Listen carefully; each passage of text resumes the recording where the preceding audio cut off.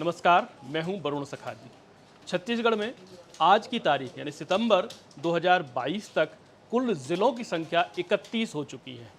जब छत्तीसगढ़ बना था तब यहाँ पर 16 ज़िले थे, यानी कि इन 22 सालों में यानी 2000 से लेकर के 2022 के बीच में प्रदेश में कुल 15 और नए ज़िले बने। और लोगों का ये अनुमान है और अपेक्षा है कि छत्तीसगढ़ में एक लय होनी चाहिए। छत्तीसगढ़ के 36 जिले, क्या 2023 से पहले 36 जिलों का गठन कर दिया जाएगा?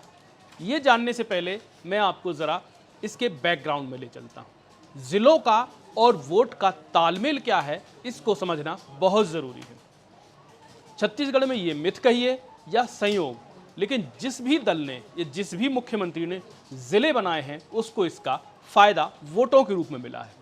हालांकि ये बहुत बड़ा ऐसा मुद्दा नहीं है कि इस पर सरकारें गिर जाएं या कि सरकारें आ जाएं, लेकिन ये मिथ है कि जिसने भी ज़िले बनाए हैं उसको जीत हासिल हुई है, भले ही वो मुख्य चुनाव में हुई हो या फिर उपचुनावों में।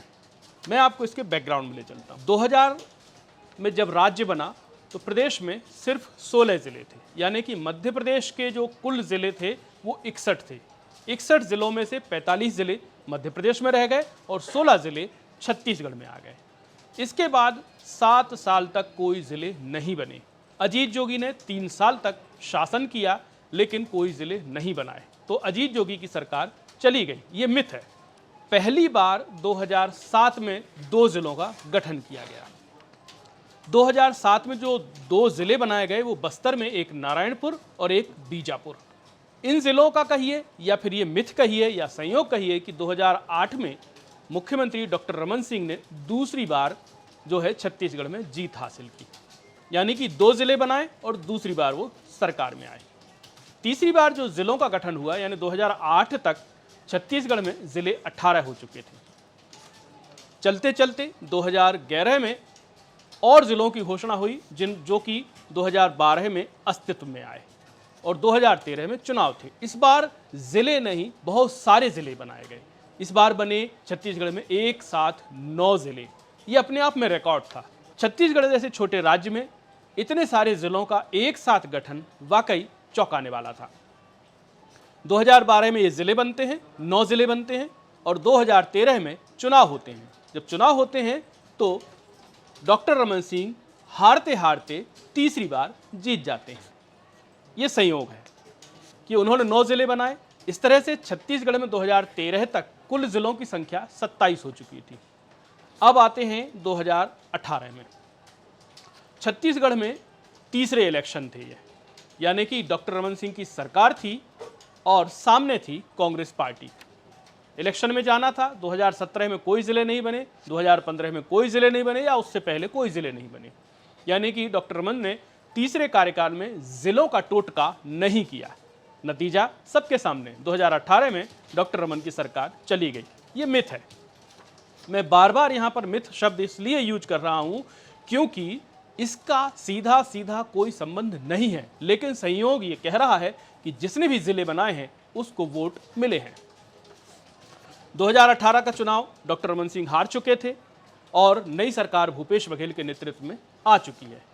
तो भूपेश बघेल ने सबसे पहला जो टोटका किया उसमें 2019 में बड़ी संख्या में प्रदेश में तहसीलों का गठन किया गया।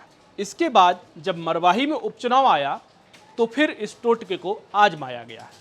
मरवाही सीट अजीत जोगी की असामयिक निधन से खाली हुई थी। ये वो सीट थी जो अजीत जोगी ने 2018 में अपनी ही पार्टी से एक नए नवेले से चुनाव चिन्ह से लगभग 45,000 से अधिक वोटों से जीती थी। कांग्रेस के सामने ये चुनौती थी कि मरवाही जैसे जोगी के गढ़ में उनको हराए कैसे। इसके लिए तमाम राजनीतिक परिदृश्य उभरा, वो अलग बात है, लेकिन इसमें सबसे महत्वपूर्ण भूमिका निभाई पेंड्रा को जिला बनाने की घोषणा ने। 2020 में हुए इस उपचुनाव में अंततः कांग्रेस जीती और अच्छी खासे बहुमत से जीती। इस समय जोगी की ओर से जो फील्ड किए गए थे वो जाति प्रकरण के चलते नहीं लड़ सके। भाजपा और कांग्रेस के बीच सीधी टक्कर हुई। कांग्रेस ने सीट को जीत लिया सिर्फ और सिर्फ जिले की बुनियाद पर। जब ये फॉर्मूला चल निकला तो स्वाभाविक है आने वाले जितने भी उपचुनाव होने वाले होंगे या मुख्य चुनाव होने वाले होंगे उनमें ये फॉर्मूला आजमाया जाएगा। भूपेश बघेल इस टोटके को लेकर के जा पहुंचे अगले उपचुनाव में खैरागढ़। जी हां, राजनांदगांव जिले की ये सीट भी जोगी की पार्टी के ही विधायक देवव्रत सिंह के निधन से खाली हुई। देवव्रत सिंह ने ये सीट सिर्फ और सिर्फ 450 वोट से जीती थी। यानी ये सीट में एक और संयोग जुड़ा हुआ है कि 2018 में जो कुछ ऐसी 2-3 सीटें थीं जहां पर कांग्रेस तीसरे नंबर पर थी, उनमें से एक खैरागढ़ थी।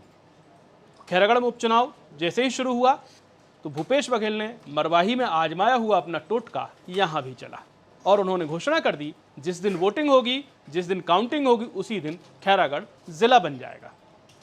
दांव चल निकला, नतीजे सबके सामने हैं, खैरागढ़ कांग्रेस ने जीत लिया। ये वो वाली सीट थी जहां पर भाजपा ने पूरे प्रदेश भर में भाजपा के 75 उम्मीदवार हारे थे 2018 में, और सबके सब बड़े बड़े अंतराल से हारे थे।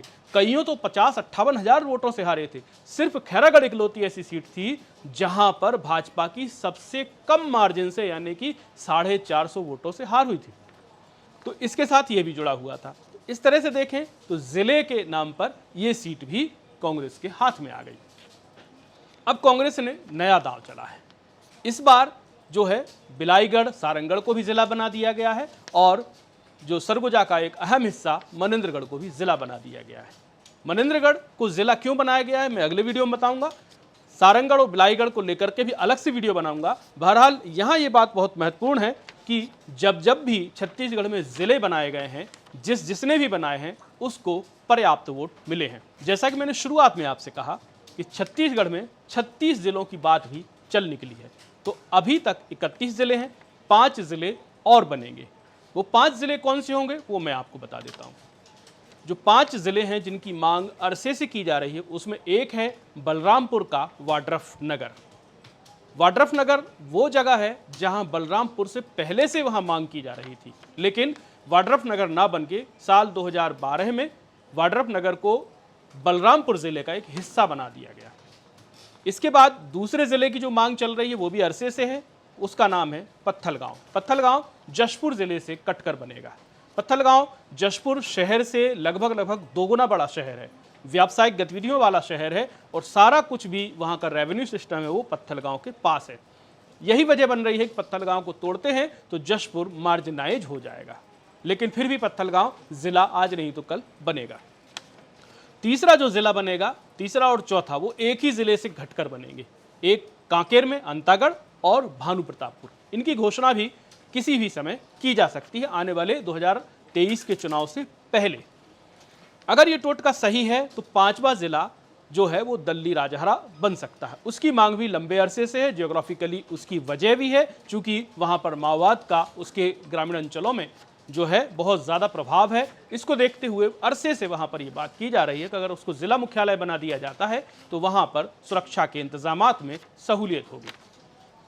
तो ये 5 जिले बनेंगे। बहरहाल 2023 में हम देखेंगे कि ज़िला बनाने के बाद मिलने वाले वोटों का जो मिथ है, जो 22 साल से छत्तीसगढ़ के अंदर बरकरार है, उसको भूपेश बघेल 2023 में जारी रख पाते हैं या कि ये टूट जाएगा। धन्यवाद, नमस्कार।